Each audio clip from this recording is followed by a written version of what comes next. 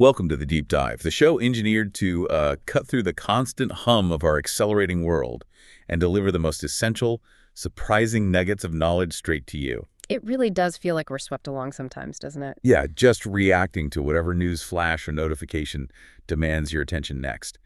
But here's a thought.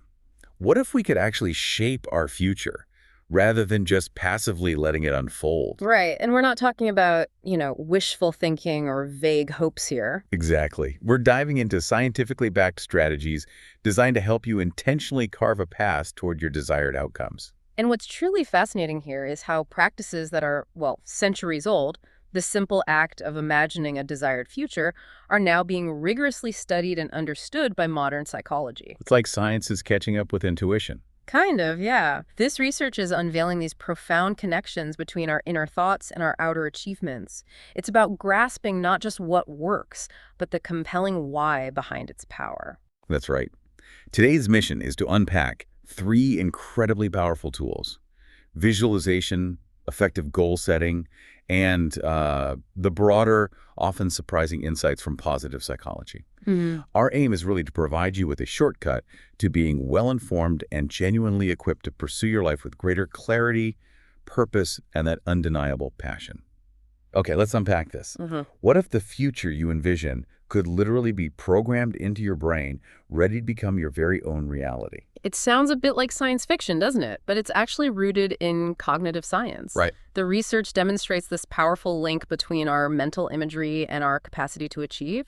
We're going to explore how that link plays out, from boosting individual performance right up to transforming broader societal impact. So let's kick things off with a fundamental question. What exactly is visualization? Okay, so at its core, it's the practice of mentally creating what you want to achieve in the future. But here's the crucial part. Yeah. You imagine it as if it were happening today. Oh, okay. Like it's real now. Exactly. But it's more than just a fleeting thought, Right. It can't just be a quick daydream. Far more. The real power comes from engaging all 5 senses. It's not just about seeing that future. It's about smelling the air, feeling the texture of objects, tasting the triumph, hearing the sounds of success, really immersing yourself in that experience. Got it. So fully sensory. This multisensory approach is critical because it acts like a beacon, directing your subconscious mind toward that end goal. It's a consistent, powerful reminder, essentially training your brain to respond as if the outcome is already present, making it feel familiar and attainable. And it's not just one size fits all, right? Yes. We're not talking about a single type of mental movie. Exactly. We primarily distinguish between 2 types. First, there's outcome visualization. Okay, that sounds like the finish line. Pretty much, yeah. That's what most people picture, envisioning that desired future endpoint, the grand finale. But then there's process visualization, which can be even more transformative. Also. This involves imagining every single step you need to take along the way. Again, bringing in all your senses for each action. So the journey, not just the destination. Precisely. And the most robust and remarkable results typically emerge when you use both types in tandem. You visualize the destination, and then you vividly visualize the journey, step by painstaking step. Why is this approach so crucial, especially, now in our hyper-connected, often overwhelming world? Well, yeah. With constant news feeds, endless entertainment, remote work just a click away. Distraction is kind of the default, isn't it? Totally. It feels like there's never enough quiet time to step back and focus on what truly matters to you. And that's precisely where visualization steps in. Jim Quick, a well-known brain performance expert, uses this fantastic analogy. Oh, yeah. You can choose to be a thermostat or a thermometer. A thermometer simply responds to the environment. It just tells you the current temperature. Right. It just reflects what's there. But a thermostat sets the temperature. It actively creates the desired condition. Visualization empowers you to be that thermostat in your own life, actively setting the parameters for your future vision and then working to bring that vision into reality. I like that, being the thermostat. And it taps into something really fundamental about how our brains naturally operate, doesn't it? It absolutely does. It engages a cognitive phenomenon called selective attention. Okay, explain that. Think about it. Have you ever bought a new car and suddenly, out of nowhere, you notice that exact make and model everywhere on the road? Oh, yeah, totally. It's like they suddenly appeared. Right. You weren't registering them before, but now your brain is primed to spot them. There's that famous test your awareness, do the test video online. The one with the Godzilla. That's the one. If you're primed to look for something specific, you often miss other obvious things happening right in front of you. Visualization works in a similar way for your goals. How so? By focusing intensely on your desired outcome, your brain becomes primed to identify opportunities, relevant information, potential pathways that are directly connected to achieving what you want.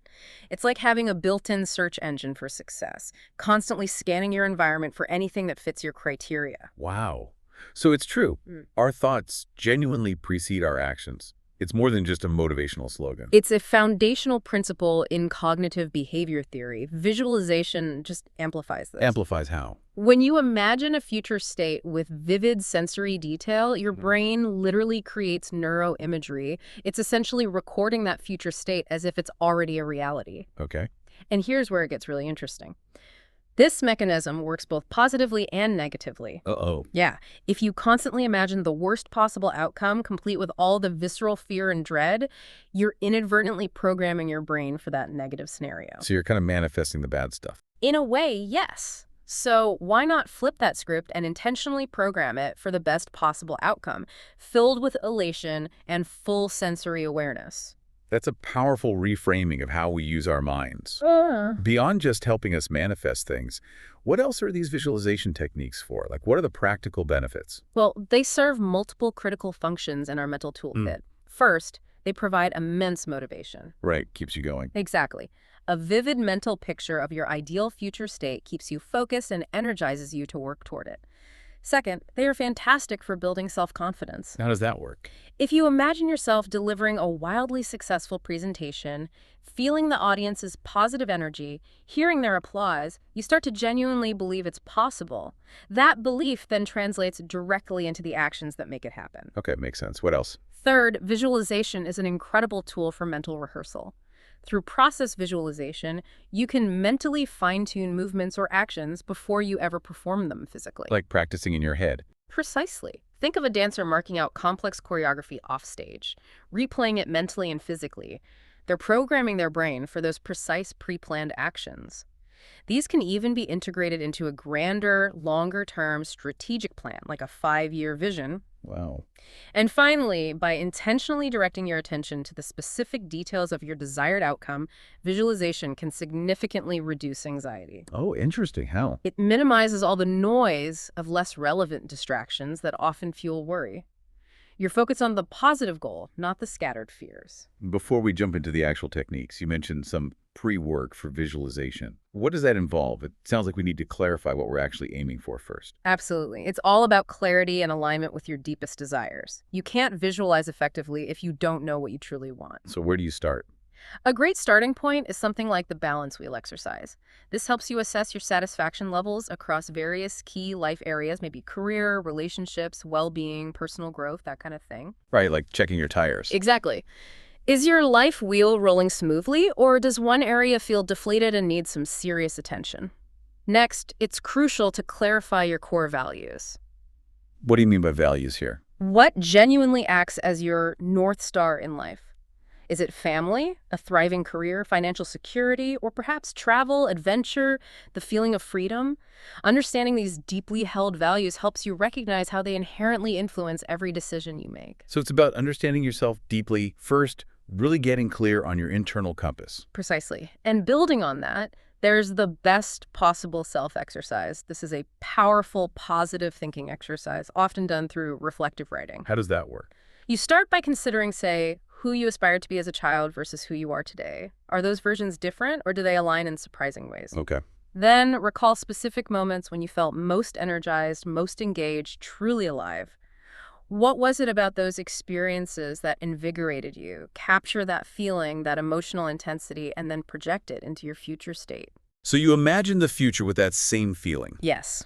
Imagine it with all the sensory details you'd experience and the specific thoughts you'd have. The core idea here is profound and quite simple. If you genuinely believe your thoughts, it's possible. If you don't, it's not. With that deep understanding of what truly matters to you, then you're ready to begin the practice. So does visualization really work, or is it just what some might dismiss as, woo-woo thinking? Is there actual evidence? Oh, the evidence is remarkably strong, and it spans diverse fields. Just Do a quick search for visualization and elite athletes, and you'll find a long list of individuals who credit mental practice just as much as their physical training. Like who? Think of the free solo rock climber Alex Honnold, mentally rehearsing every single move on a sheer rock face before attempting it. NBA superstar LeBron James, the legendary swimmer Michael Phelps. 28 Olympic medals. Exactly. And multi-gold medalist diver Greg Louganis, they all speak about the immense power of mental rehearsal. Even former Navy SEALs like David Goggins and Jocko Willink emphasized that mental exercise is as crucial, if not more so, than physical training. Wow. They all grasp that mind over matter isn't just a saying, it's a key to unlocking peak performance. That's incredibly powerful. It underscores that it's not just about raw physical prowess, but deep mental fortitude. Exactly. And the applications extend far beyond sports. In the medical field, stroke victims have been shown to use mental exercise, vividly visualizing movements, to activate neuroplasticity. Neuroplasticity, you mean like rewiring the brain? Essentially, yes, in ways strikingly similar to actual physical activity. This demonstrates how profoundly the brain responds to focused mental imagery, even when the body can't physically move. That's wild. And think about pop culture examples. The Netflix series Queen's Gambit depicts the chess prodigy, Beth Harmon, visualizing complex moves nightly, engaging all her senses before her matches. I remember that. She saw the pieces on the ceiling. Right. Or consider a dancer meticulously marking movements offstage, mentally replaying the entire routine, feeling the steps, hearing the music before ever stepping into the spotlight. This constant mental and physical rehearsal is how they refine their craft. So it's clear. It becomes clear that visualization isn't merely wish fulfillment. It's desire that fundamentally guides your thoughts, influences your behaviors, and even shapes your neuronal pathways toward that desired, vividly imagined, and ultimately fulfilled outcome. Okay, we're convinced. How do we actually start incorporating this into our daily lives? What are the practical, actionable steps to begin our visualization practice? Okay, there are 5 key steps to get started. Pretty straightforward, really. Lay them on us. First, write down what you want in exquisite detail, engaging all 5 senses. The more sensory details you infuse into your description, what you'd see, hear, smell, touch, even taste, the more palpable your vision becomes, and the more motivated you'll feel. So don't just say a new job, but describe the office, the feeling, the sounds. Exactly. Keep adding layers of detail until it genuinely feels as if you are living the experience right now. Second, imagine and truly feel the emotion attached to that outcome. Feel the feeling first. Yes. Don't just think about achieving the goal. Actively feel what it will be like to accomplish it. The stronger, more authentic the emotion, joy, relief, pride, peace, the more you believe it's attainable and the more compelled you'll be to take action. Okay. Step 3. Third, take action every single day toward your desired outcome. This is the critical bridge from mental exercise to real-world progress. And just sit and visualize. Right. And crucially, accept that setbacks are an inevitable part of any journey. When they occur, take a moment, close your eyes, and visualize not just the setback, but specifically how you will deal with it and keep moving forward, undeterred. Love that. Visualize overcoming obstacles too. What's next? Fourth, expand your knowledge. If your vision requires new skills or info, dedicate time to researching it. Talk to experts. Take a class. Use that new knowledge to refine your vision and the steps required. Knowledge empowers your visualization. Makes sense. And the last one. And fifth, make dedicated time to consider your visualization. It's most effective when you visualize twice daily for about 10 minutes. When's the best time? The ideal times are just as you're waking up and right before you drift off to sleep. These are moments when your subconscious mind is particularly open and receptive, helping to deeply embed your focused effort. Those are clear, actionable steps. And are there specific tools or techniques that can help us implement these steps even more effectively, like make it easier? Absolutely. Here are 5 practical tools and techniques to enhance your visualization practice and make it a tangible part of your day. Okay, great. Number 1, create a vision board. This is a physical collage of images, photos, inspiring words that visually represent your goals. Place it somewhere prominent where you'll see it every day, your wall, your desk. A constant reminder. Exactly. Number 2, utilize guided visualization meditations. The internet, especially YouTube, is full of free resources. These guided sessions help you relax, focus your mind, and provide specific imagery. Takes the guesswork out. Good tip. 3. 3, employ index cards for goals.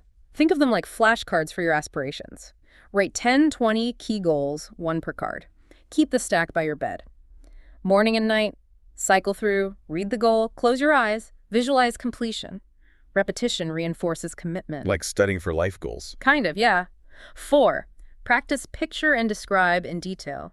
This really emphasizes specificity. It's one thing to think, I want pizza. It's another to spend a few minutes obsessing over it. Imagine the taste, texture, aroma, warmth. Making yourself hungry for the goal. You got it. More detail gives your brain better solutions. And 5, utilize exposure. If your goal involves something new, like parachuting. Maybe I'm parachuting for me. Haha, okay, maybe something else. But watch videos of others doing it. Read accounts. Talk to people who've done it. This immersion increases knowledge, reduces uncertainty, makes the goal feel much more real and attainable. So by intentionally directing your selective attention, you become the thermostat for your life, actively creating the perfect conditions for your success. It's about setting the desired temperature for your future, rather than just reacting. Beautifully put. That's exactly it. Building on that incredible power of visualization, where you really program your brain for what you want, let's now transition to the rigorous science of aspiration itself, goal-setting theory. Now, for a long time, the scientific study of human motivation wasn't exactly a respectable academic pursuit. Yeah. Especially in North American psychology. No, it truly wasn't. The field was heavily influenced by behaviorism, which largely argued that motivation lay outside the individual. It was all about external reinforcers and punishers. So like rewards and punishment. Exactly. Even when internal mechanisms were acknowledged, they were often seen as, physiological drives or sometimes unconscious motives. Introspection, the idea of understanding how we consciously regulate our actions, was just dismissed as unscientific. But then, a significant shift began to happen, opening the door for a new understanding. Yes, it did. A researcher named Ryan, back in 1970, played a pivotal role. He basically paved the way for cognitive psychology by asserting that conscious purposes, plans, intentions, and tasks are, in fact, the immediate causes of human action. So our thoughts do drive behavior. Right. While others before him had studied conscious goals, they often treated them as outcomes of other processes, not as direct drivers. It was really Edwin Locke and Gary Latham who built the solid foundation of goal-setting theory. How did they do that? They did so inductively, based on nearly 4 decades of their own meticulous empirical research. They specifically focused on how conscious performance goals impact work-related tasks. So what were their game-changing core findings? What did they discover that fundamentally changed our understanding of goals? Well, one of their earliest and most significant discoveries directly challenged the theories of the time. Earlier ideas suggested that maybe moderate task difficulty would lead to the highest effort. Like not too hard, not too easy. Right. But Locke and Latham found a positive, linear relationship between goal difficulty and performance. Linear. Meaning? Meaning, simply put, the highest or most difficult goals consistently produce the highest levels of effort and, crucially, the highest levels of performance. Performance only started to level off when a person reached their absolute limits of ability, or maybe when their commitment to a truly challenging goal began to wane. Wow. So go big or go home is actually scientific. In a sense, yes. Extensive meta-analyses, combining results from many studies, have overwhelmingly confirmed this remarkably strong link. That's a huge difference. And they also investigated how specific goals measured up against vague instructions. That seems like a practical question for anyone setting goals or managing people. Indeed, it was another core finding. They compared setting specific, difficult goals with that common advice. Just do your best. Which we hear all the time. All the time. What they consistently found was that specific, difficult goals dramatically outperformed vague instructions like, do your best. Why is that? Why does do your best fail? Because do your best goals lack an external reference point.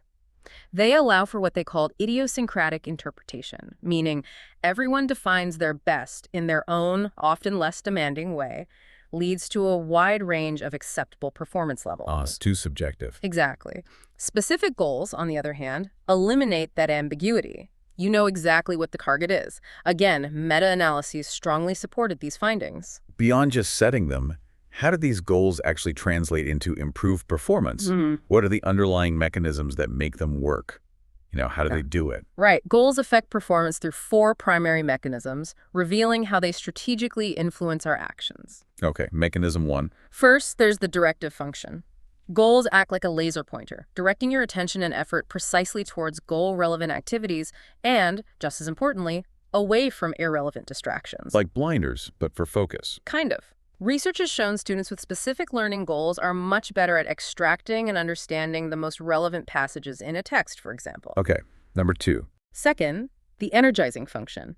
Higher, more challenging goals simply lead to greater effort. This isn't just theory, it's been demonstrated in physical tasks, like how hard someone works on an ergometer. Like an exercise bike. Yeah, exactly. Or in simple mental tasks, like addition problems. And it's even reflected in physiological indicators of effort. You simply push harder for a bigger target. More effort for bigger goals. Makes sense. 3. Third, persistence. When individuals have control over their time on a task, difficult goals make them work longer and maintain effort. Now, there can be a trade-off. Tight deadlines lead to a faster pace than loose ones, but the overall effort to persist is amplified by challenging goals. So you stick with it longer. And 4. Fourth, and this is really fascinating, goals affect action indirectly by leading to the arousal, discovery, and/or strategic use of task-relevant knowledge and strategies. Ooh, okay. Unpack that one. It's a fundamental principle. All effective action is a combination of what you know your cognition and how motivated you are to apply it. So it's not just about brute force effort. It's about working smarter. Precisely. When people are given clear task goals, they automatically tap into their existing knowledge and skills that are relevant to achieving that goal. Like pulling from experience. Right. Experienced loggers instinctively use their deep knowledge of tree cutting when given a specific goal to fell more trees. If their usual automated skills aren't enough, people draw from a broader repertoire of past experiences and solutions. Can you give an example? Sure. Think of truck drivers who, after being assigned the goal of increasing load weight, actually modified their trucks to better estimate weight before even heading to the weighing station. They drew on their accumulated experience to creatively solve a new problem. Wow, that's resourceful. It is. For entirely new tasks, people engage in conscious, deliberate planning to develop novel strategies. And here's a key insight. People with high self-efficacy, that strong belief in their own capability, are significantly more likely to develop and use effective strategies. This also brings up an interesting point about task complexity. It sounds like sometimes, for really complex problems, specific goals might actually backfire. That's a crucial nuance, yeah. For truly complex tasks, where figuring out the right strategy is paramount, a vague, do-your-best approach can sometimes lead to better strategies initially. Why? That seems counterintuitive. Because a very specific performance goal might make people anxious. They might frantically search for solutions unsystematically and fail to learn effectively. Okay, so what's the fix? The smart solution here is to set specific, challenging learning goals. For example, discover 5 different strategies to master this complex task, rather than just focusing on the end performance goal like solve this task in under an hour. Focus on learning how first. Exactly. Interestingly, when individuals are properly trained in appropriate strategies, then those with specific high-performance goals are more likely to use those strategies effectively. But if a strategy itself is fundamentally flawed, a difficult performance goal can actually hinder progress. So we've covered the core findings and mechanisms. What about the enhancers, the factors that really strengthen this goal-performance relationship? What makes goals stick? Right. The first and arguably most critical enhancer is goal commitment. The relationship between setting a goal and actually performing well is strongest when individuals are deeply committed to that goal, especially if it's a difficult one. Makes sense. Hard goals need more buy-in. They do, because truly difficult goals inherently demand more sustained effort and often have a lower chance of immediate, easy success. So how do you cultivate that deep commitment? Is it about making the goal feel more important or boosting belief in achieving it? Or both? Both, actually. There are 2 main categories of factors. One category includes things that make goal attainment feel important to people. Like what? For instance, making a public commitment to a goal can significantly enhance it. It becomes a matter of integrity. And inspiring leaders' vision and their supportive behavior also profoundly boost commitment. Even just a supervisor's legitimate authority can create a strong demand for goal attainment. Okay, so importance matters. What else? Then there was this long-standing debate about whether participatively set goals where employees help create them or assigned goals where they are simply given were better. Yeah, I've wondered about that. Does participation help? Research showed that when the difficulty of the goal is kept constant, performance doesn't significantly differ between the two if the reasoning or purpose for the assigned goal is clearly explained. Really? So assigned goals can work just as well? Yes, if people understand the why. Yeah. So The primary benefit of participation, it turns out, is more cognitive. It stimulates information exchange, helps people develop better strategies rather than being solely a motivational factor of just feeling involved. Interesting. What about money? Does that boost commitment? Generally, yes. Monetary incentives can enhance commitment. More money tends to lead to more commitment. However, there's a crucial nuance for very difficult goals. Okay. A task and bonus system, where you only get paid if you hit the really hard goal, can actually hurt performance if failure occurs. It can cause self-efficacy and personal goals to drop. Ouch. So Yeah. the bonus backfires. Potentially, yes, for those super stretch goals. This negative effect doesn't tend to happen with moderately difficult goals or standard piece rate pay. Managers can also use tools, almost like an empathy box, to identify non-financial outcomes that employees genuinely expect from committing to a goal recognition, learning opportunities, etc., which can be powerful motivators too. And self-efficacy sounds like a huge piece of this puzzle, tying back to our earlier discussion about belief. It absolutely is. Self-efficacy, that strong belief in your own capability to achieve a goal, significantly boosts goal commitment. So how can leaders help with that? Leaders can raise their team members' self-efficacy by ensuring they receive adequate training to build mastery, by providing successful role models they can learn from, and through persuasive communication that expresses genuine confidence in their ability. Transformational leaders, for example, are masters at inspiring and intellectually stimulating their people, which inherently raises self-efficacy. Okay, so commitment, self-efficacy. What else enhances goals? Another critical factor is feedback. For goals to be truly effective, people need clear, summary feedback on their progress relative to their goals. You need to know how you're doing. Exactly. Without knowing if you're on track, it's impossible to adjust effort or strategies. It's a consistent finding. Goals plus feedback are always more effective than goals alone. I've heard control theory also emphasizes feedback. Is that the same underlying idea, or is there a difference? There's a key difference in perspective.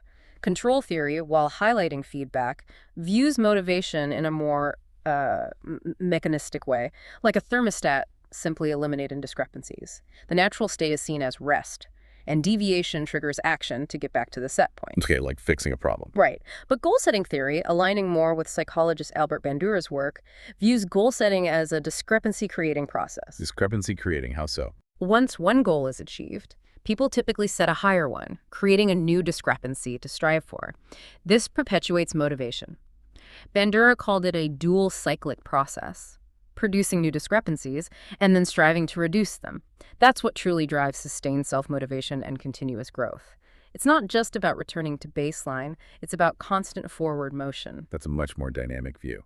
What else moderates goal effectiveness? The third crucial factor we touched on is task complexity.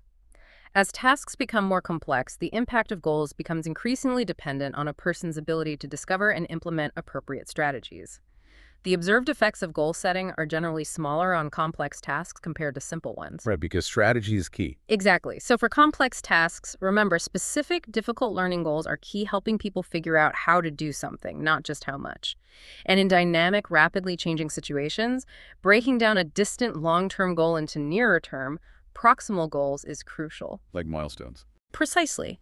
This increases what's called error management, learning from mistakes along the way, and helps people align their understanding of reality with what's truly needed for their bigger goal. So we have these external factors like feedback and complexity, and crucial internal ones like self-efficacy and commitment. How do these all connect? It sounds like there's a central hub where it all comes together. You've hit on it exactly. Locke called it the motivation hub. Personal goals, including commitment to them, and self-efficacy. The motivation hub. I like that.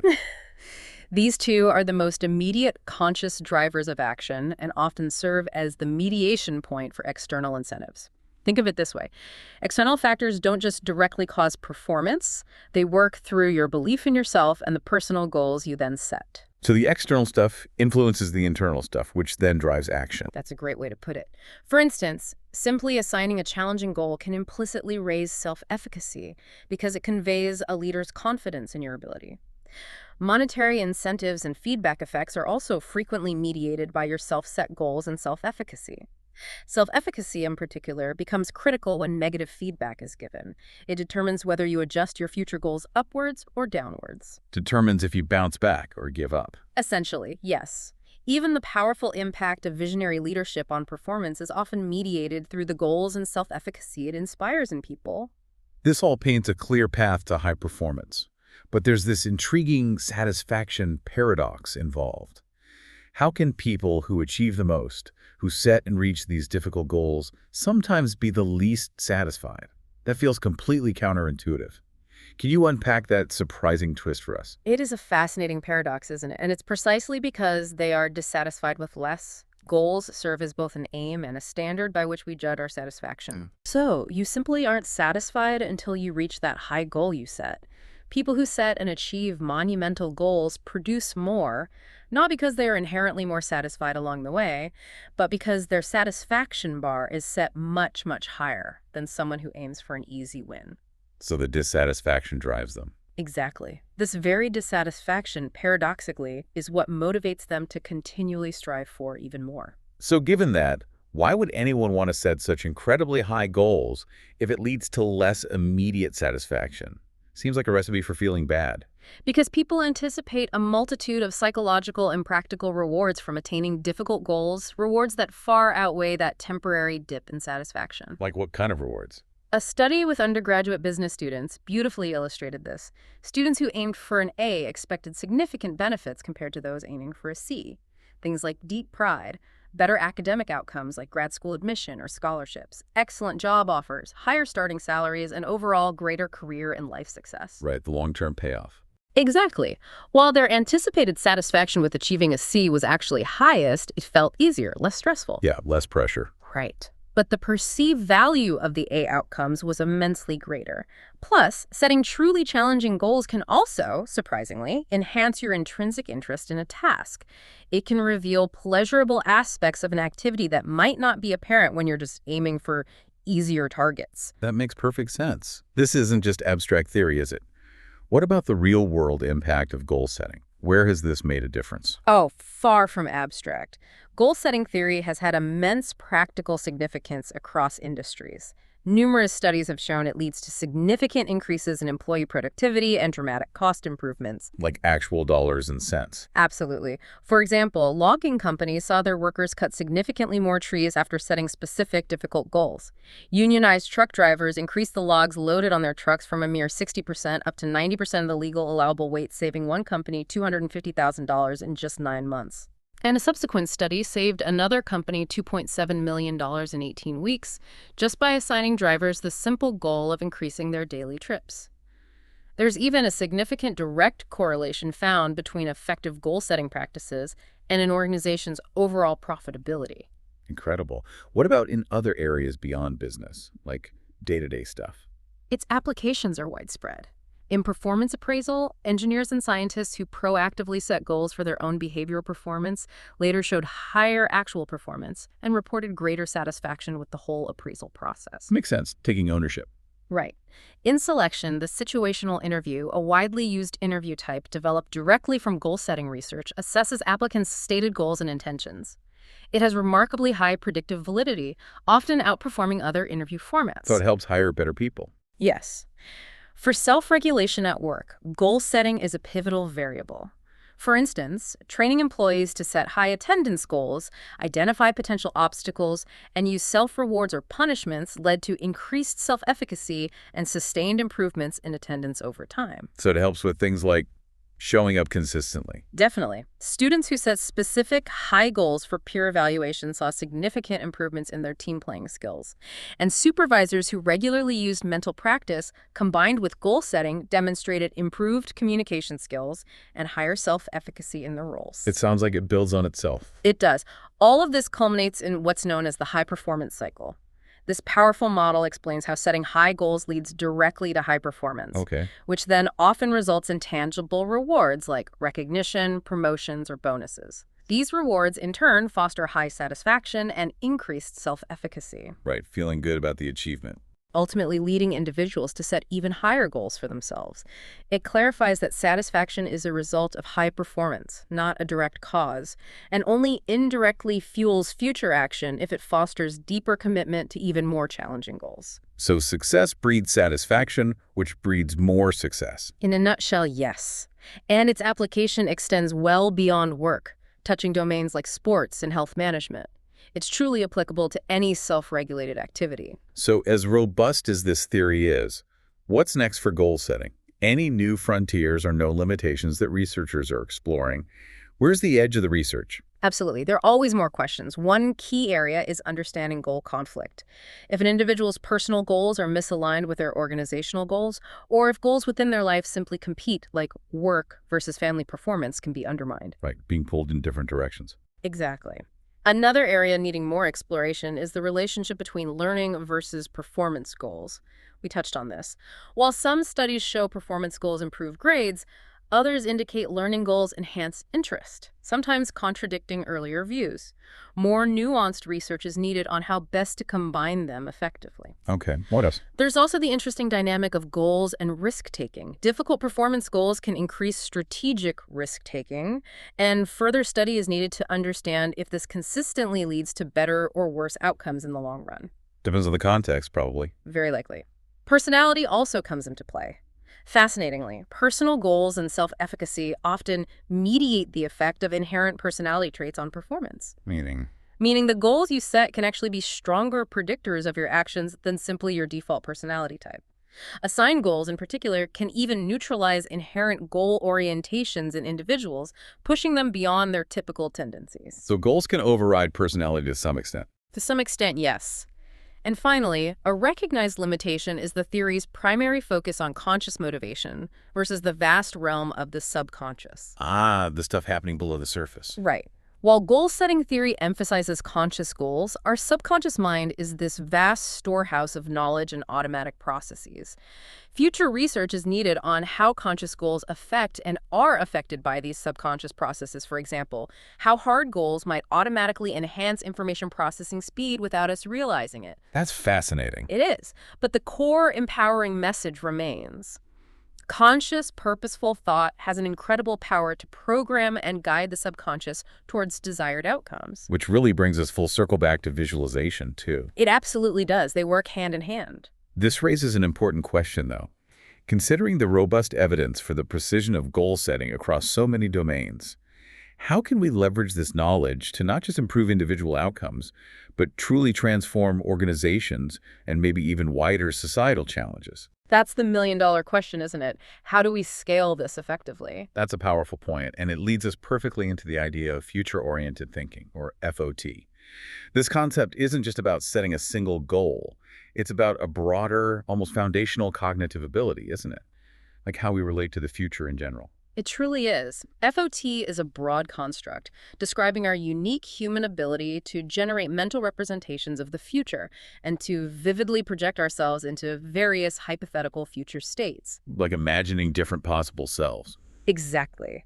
It's fundamental for us to set goals and guide our behavior, whether you're mentally simulating yourself delivering that keynote speech or simply visualizing achieving a high distinction on a tough academic assignment. And how important is this ability for actually attaining those goals? Does just thinking about the future really make it more likely? It's vital. Repeated mental simulations of a future event significantly increase an individual's judgment of its likelihood. It makes the future feel more attainable, less like some distant fuzzy dream. Right, it feels more real. And here's the key connection. This increased belief in goal attainment is directly correlated with higher levels of engagement and self-efficacy, both crucial factors in fostering positive outcomes, particularly in demanding environments like academic settings. So it really is about making the future feel more real and more within reach. What about the time frame of these goals, short-term versus long-term? Does that distinction matter for FOT? It absolutely does. Short-term goals are generally easier to establish. They require less cognitive effort, tend to be more concrete, and offer more instant motivational properties. You get that quick hit of gratification or reward. Yeah, the quick win. Right. Long-term goals, on the other hand, are typically more abstract. The reward is delayed, and they often demand greater sustained effort to maintain focus. Their success depends heavily on factors like goal self-congruence. Meaning how much it fits you. Exactly. How well the goal aligns with your deepest personal values, as well as effective implementation planning, sustained motivation, and strong self-efficacy. Goals that resonate deeply with your personal values are far more likely to satisfy your psychological needs and are consequently much more effective motivators over the long haul. What are the adaptive functions of FOT? How does this future-oriented thinking help us adapt and ultimately succeed? Why is it useful? Well, FOT is highly beneficial in any context, requiring behaviors consistent with intended outcomes like sticking with your studies for academic engagement. It provides an enhanced capability for strategic planning, allowing you to map out your journey more effectively. Okay, planning helps. Crucially, it also acts as a powerful protective factor against giving up on goals. How so? By visualizing potential obstacles before they arise, you can proactively pre-plan solutions. This makes you more resilient when challenges inevitably pop up. Ah, anticipating problems. Right. And researchers Marcus and Nurius famously argued that vividly visualizing an optimal version of the self, the absolute best you can become, and then contrasting it with a field self, the worst you could possibly be, significantly increases your effort and engagement toward creating that optimal future. It clarifies the stakes. So even though there's a lot of different terminology floating around, possible selves, future orientation, etc., these FOT concepts all seem to boil down to a similar set of core abilities. Precisely. Regardless of the specific term used, and there are many, all future-oriented thinking concepts involve a common thread of abilities. Like what? First, the capacity to generate a clear mental representation of a desired future state. Second, the ability to realistically anticipate the likelihood of achieving that state. Third, the skill to construct a concrete goal to achieve it. And fourth, the practical organizational ability to identify and plan out the necessary steps. See it, believe it, plan it, do it, kind of?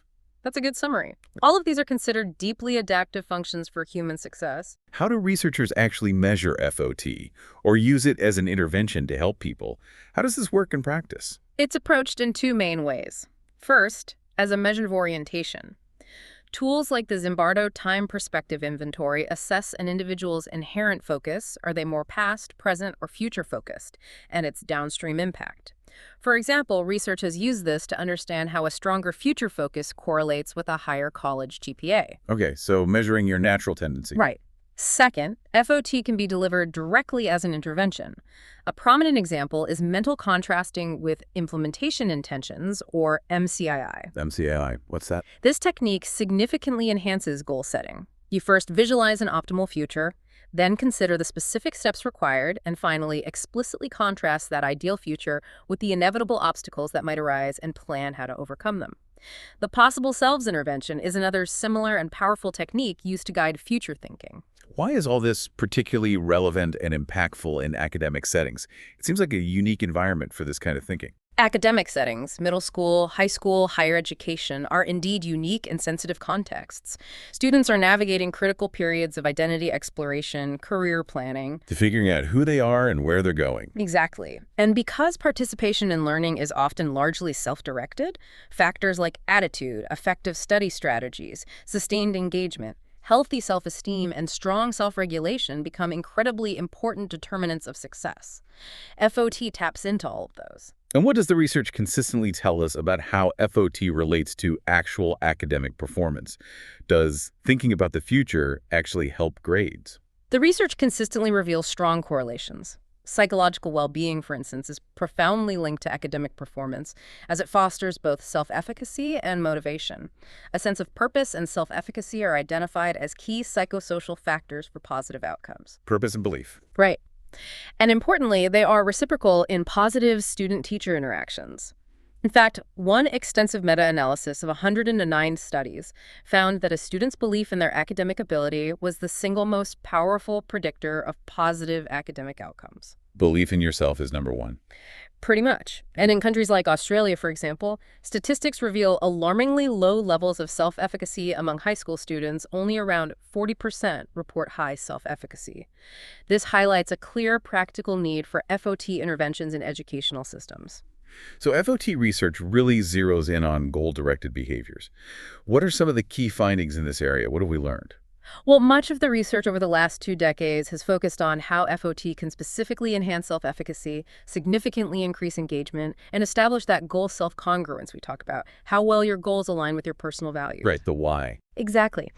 Possible selves, or best possible selves, are widely researched cognitive phenomena in academia. While possible selves refers broadly to your mental representations of who you could become successful self, feared self, best possible selves, is a specific intervention where participants engage in detailed writing about their ideal future. Okay. And what makes these future thoughts motivating? When investigating FOT's motivational properties, three key aspects consistently stand out. Call them the big three of FOT motivation. Okay, the big three, what are they? 1. Salience.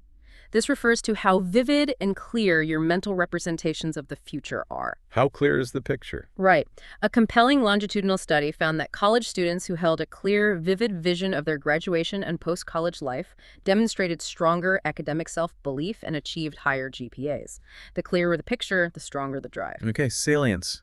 2. 2. Relevance. Does that mental representation contribute to an outcome that is genuinely personally meaningful to you? If it resonates with your values, its motivational power is amplified. Does it matter to me? Okay, 3. Organization. Does your mental representation include fundamental aspects of goal pursuit, such as realistic planning and preparation? Simply visualizing isn't enough. It needs a roadmap. Got it. Vivid, meaningful, planned. You got it. And it's crucial to note that simply visualizing an academically successful possible self isn't sufficient on its own. It absolutely must be linked with realistic strategies and actions. Can't just dream about it. Nope.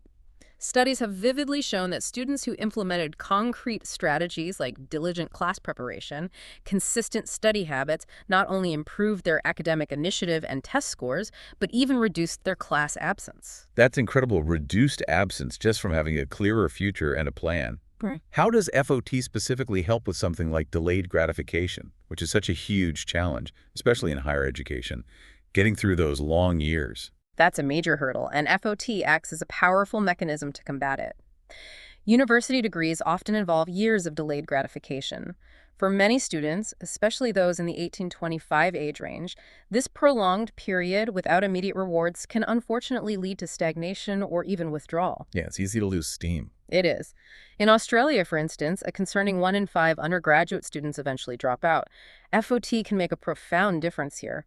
Studies consistently show that students with specific future time orientations, meaning they envision a concrete, degree-related outcome, exerted greater sustained effort and performed significantly better than those with general, non-specific orientations. So having a clear why for the degree matters. Immensely. Furthermore, FOT acts as a protective factor for students from challenging backgrounds, providing a strong foundation of self-efficacy and motivation against external pressures. Even parental education levels have been correlated with student engagement, showing the broader sociocultural impact. This all sounds incredibly compelling. And there was a systematic review recently that tied all of this together, wasn't there? Providing comprehensive evidence, kind of summing it all up. Yes, exactly. The Pollack and Mustafa review from 2023 was groundbreaking because it was the first to broadly investigate the functional benefit of FOT on a whole range of positive academic outcomes. What did they look at? They meticulously reviewed 21 high-quality quantitative studies, all published post-2000, focusing specifically on academic outcomes as the dependent variable, the thing being measured, and FOT as the independent variable, the thing being studied or manipulated. And what kind of outcomes? The outcomes they examined were diverse, clear performance measures like GPA and average scorecard results, but also crucial engagement indicators like class attendance, participation rates, study hours, reduced absent days, even language abilities. And what was their core overarching conclusion from all this research? What's the bottom line? The review found clear and compelling evidence that the degree to which an individual is future-oriented has direct and significant implications for their levels of engagement and overall performance in academic settings. So it really works? Yes. Specifically, individuals who scored higher on measures of future orientation consistently showed greater attendance, deeper engagement, higher GPAs, and more dedicated study hours. And crucially, when FOT interventions were applied, they successfully increased levels of future orientation in participants, which in turn led directly to positive academic outcomes. So you can train people to be more future-oriented, and it helps their grades. That's what the evidence strongly suggests. As FOT increased, so did academic performance. The overall effect provides strong support for the practical use of FOT practices across primary, secondary, and tertiary educational settings. For what specific benefits? To promote both engagement, things like active contribution, homework completion, study hours, and performance reflected in higher GPAs. FOT undeniably enhances effective decision-making and fosters better interpersonal organization. Here's where it gets really interesting. We're not just talking about individual breakthroughs in a student's life, but how these profound insights could literally reshape entire educational systems. Precisely. The implications are far-reaching. The FOT interventions reviewed, like MCII and the possible selves technique, can be pragmatically implemented at individual or group levels to significantly improve academic outcomes, especially for at-risk students who might need that extra support the most. So schools could actually use this stuff. Absolutely. Educational providers are strongly encouraged to use this review as a powerful case study, carefully considering how to integrate FOT into their strategic planning. Helping students contrast their chosen academic paths with a clear, inspiring vision of their future selves can dramatically boost attendance, deepen engagement, increase participation, and ultimately lead to higher GPAs. Any limitations in this research or critical areas for future exploration? Where do we need to learn more? As with any comprehensive review, there were some acknowledged limitations. Things like statistical heterogeneity, different studies use different measures for similar outcomes, which makes direct comparison tricky, and the unavoidable exclusion of some studies due to practical issues like being unable to contact authors. Sure, standard research challenges. Right. But a critical and largely unexplored area for future research is FOT's specific utility as an intervention for struggling undergraduate students. How do these populations, often facing unique pressures, perceive their future? And could increasing their future orientation significantly boost their motivation and engagement, ultimately lifting their academic performance and helping them stay in school? That seems like a really important next step. It's a very promising avenue for both research and practical application, definitely. This deep dive into visualization and precise goal setting has been incredibly insightful, showing us how we can individually shape our futures with purpose. Now, let's zoom out and look at the broader, expansive field that encompasses much of this. Positive psychology. What exactly is this field all about? It sounds, well, positive. It is. Positive psychology is a branch of psychology that emerged with a very specific, empowering focus. The scientific inquiry into the factors that help individuals, communities, and organizations not just survive adversity, but truly thrive. Thrive, not just survive. Exactly. By deliberately building on their existing strengths and virtues, it studies topics as diverse as authentic happiness, realistic optimism, resilient hope, the state of flow or being in the zone, individual strengths, finding genuine meaning, subjective well-being, personal growth. All good stuff. Pretty much. The core goal of positive psychology is to fundamentally expand the traditional focus of psychology from merely repairing the negatives, addressing what's wrong with people, to actively and scientifically promoting the positives, focusing on what's right with them, and how to cultivate even more of it. That's a huge and necessary shift in perspective. Yeah. But this shift isn't happening in a vacuum, is it? Aaron Jardin, a prominent figure and thought leader in the field, highlights some significant pressing challenges of the present that positive psychology must inevitably contend with. It's not all sunshine and rainbows. No, definitely not. He points to a world profoundly riddled with inequality in its many forms: gender, racial, political, global, social, economic, educational, technological, and perhaps most critically, inequality of resources and opportunity. It's everywhere. It is. If you imagine that world as 100 people infographic, it's a stark picture. 23 have no shelter, 48 live on less than $2 a day, only 7 have a college degree. The stark visual contrast, often shown between a bustling favela right next to a towering luxury high-rise, perfectly captures this profound global disparity that positive psychology must address. It can't ignore the context. That's a sobering thought indeed. What other monumental challenges does he highlight? Things positive psychology needs to grapple with. There's also the relentless march of mounting complexity, whether it's the intricate demands of modern work, the escalating challenges within healthcare dealing with mental illness, the complexities of global social systems like refugee crises, or even the hidden depths of the dark web and advanced tech like rocketry. The world is just becoming incredibly intricate. Things are changing so fast. Exactly. Harry Fosdick famously quipped, "The world is moving so fast these days that the man who says it can't be done is generally interrupted by someone doing it." This rapid rate and pace of change exponentially adds to the complexity we face. Okay, inequality, complexity. Yeah. What else? Then there are the profound, undeniable environmental concerns, what Jardin calls a changing Earth. This includes the escalating threat of global warming, pervasive air quality issues, pollution, pressing population control debates, widespread famine alongside tragic food wastage, the ongoing struggle for clean water access, accelerating species extinction. Big, scary problems. Huge problems. Even the ethical dilemmas of recoding life through viruses and DNA manipulation, and the persistent challenges to global peace from war and terrorism. That powerful image of a melting Earth really reinforces the urgency. And on a more personal, perhaps less dramatic, but still pervasive level, he points to widespread unhappiness. It's not just the big global stuff. Absolutely. The statistics are truly alarming. A 2011 Mercer report found a disheartening 50% of employees unhappy at work. Globally, a staggering 800,000 people die by suicide every year. Over 1.1 billion individuals suffer from a mental or substance use disorder. And tragically, for many, there's just a profound lack of meaning and purpose in their daily lives. Wow, that's a heavy list. And in a humorous, almost lighthearted attempt to break the tension, Jardin even throws in bad fashion sense as a challenge. Haha, yeah, he does. It's a relatable, amusing way to remind us of the everyday quirks amidst these monumental global issues. Keeps things grounded. So to recap, we're facing increasing inequality, overwhelming complexity, dire environmental threats, and pervasive unhappiness.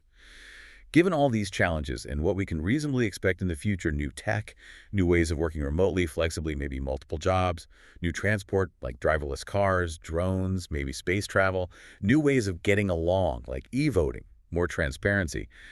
What precise role can positive psychology play in shaping this future for the better? How can it genuinely make life better for humanity? That is the central, crucial question facing the field. How does it move from theory to tangible impact on these huge issues? So where is it heading? What do the experts think?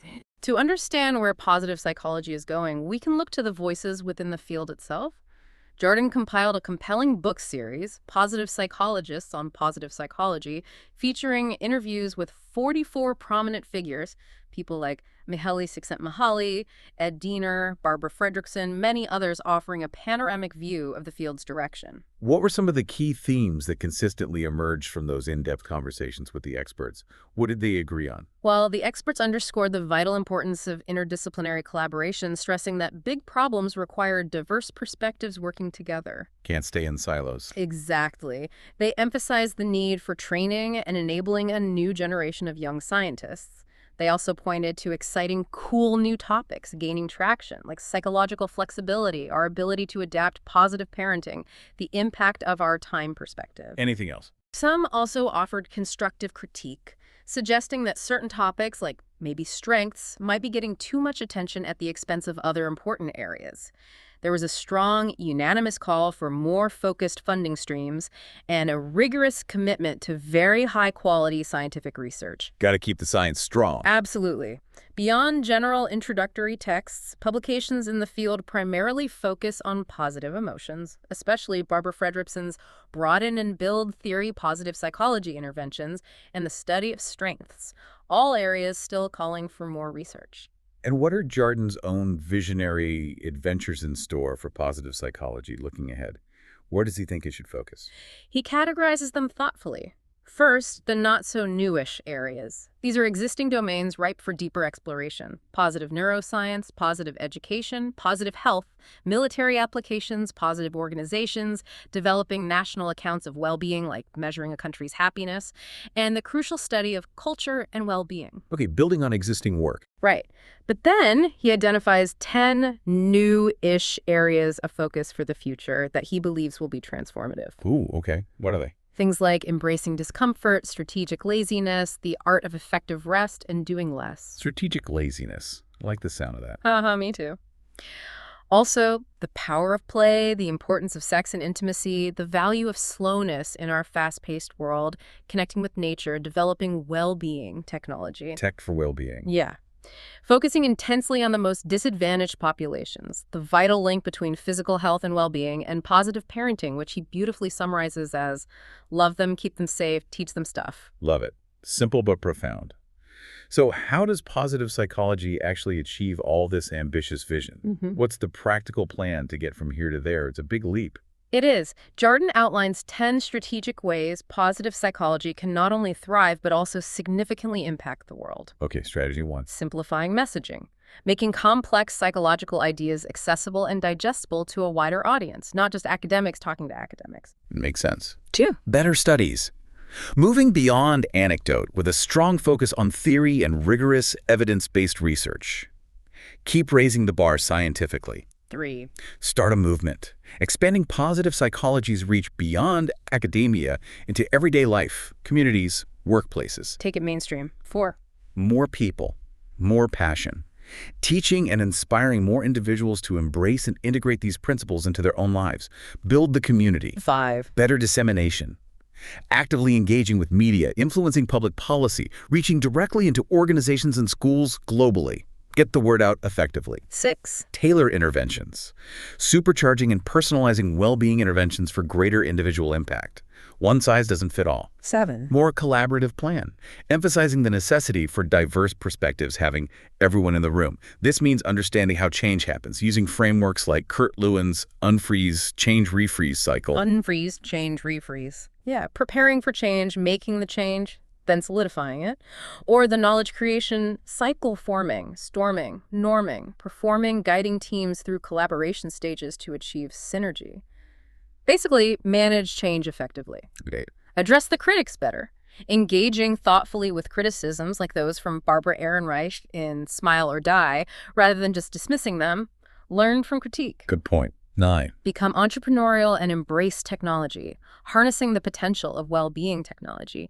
Think apps like Happify, MyPip, or larger platforms like BetterUp Coaching, using tech to scale interventions and reach millions. Leverage tech for good. And And 10. make some friends. A simple but profound point. Emphasize collaboration and build strong relationships across disciplines and sectors. Don't go it alone. Makes sense. Collaboration is key. The overarching goal is to define what success truly looks like for positive psychology and, most importantly, how it can actively help solve real-world problems facing humanity. That's a truly ambitious, yet undeniably necessary vision for the field. So, to sum up this multifaceted concept of well-being or the good life, it's clearly not just about being happy all the time, is it? It's more complex than that. No, definitely not. It's a much richer, more nuanced concept. The good life is best understood as a complex matrix. It includes happiness, sure, but also acknowledges occasional sadness as part of life. It includes a profound sense of purpose, healthy playfulness, essential psychological flexibility, a feeling of autonomy, the pursuit of mastery, and deep belonging or connection with others. It's a whole mix of things. Right. It's fundamentally about using science-informed tools and strategies to cultivate thinking that is more flexible, accurate, clear, and expansive, ultimately leading to both authentic happiness and consistently healthy behaviors. And Peterson in 2006 had some truly surprising correlations about what actually impacts our happiness and life satisfaction. The results are quite counterintuitive, aren't they? They really are. His research revealed that factors with surprisingly 0 to very small correlations with happiness or life satisfaction include things like age, gender, social class, income level, beyond a certain basic point, whether you have children, ethnicity, IQ, even physical attractiveness. Well, a lot of the things people chase don't actually correlate much with happiness. Exactly. What does show moderate to large correlations, however, are things that might surprise you. Gratitude, optimism, being employed in meaningful work, frequency of sexual intercourse, healthy self-esteem, the number of close friends you have, being married or in a strong relationship, religiousness or spirituality, the level of your leisure activity, and crucially, your physical health. That paints a very interesting and perhaps unexpected picture of what genuinely contributes to a well-lived life. More about relationships, mindset, and health. Largely, yes. And finally, Aaron Jardin's concise recipe for well-being seems like a perfect, actionable summary for all of us. Can you run through that? Sure, it truly is a concise, actionable list of powerful elements. Invest time and effort in family connections. Be enmeshed in a community of deep friendships. Know and live by your personal values and purpose. Know and exercise your strength daily. Develop an optimistic thinking style. Invest in experiences over things. Enjoy your work or study. Find fulfillment there. Practice gratitude regularly. Regularly savor the now, the present moment. Slow down and do less sometimes. Allow for space. And finally, be curious. Stay curious about the world. That's a great list. Actionable stuff. It is. It's an optimistic vision for the future of humanity and positive psychology, emphasizing the need to think big, be bold, creative, authentic, and collaborative. So if we connect this back to the start, the tools of visualization and goal setting aren't just for personal gain. That seems to be the big takeaway here. Exactly. When they are scaled and applied through the transformative lens of positive psychology, they truly become powerful strategies for collective flourishing. They can help us not only navigate, but actively build a future that proactively addresses the profound challenges we face today, together. #outro. What an incredible deep dive. We've journeyed from the remarkable personal power of visualization, literally programming your brain for success through the rigorous science of goal setting, showing us precisely why specific, challenging goals, backed by commitment and feedback, consistently outperform vague intentions.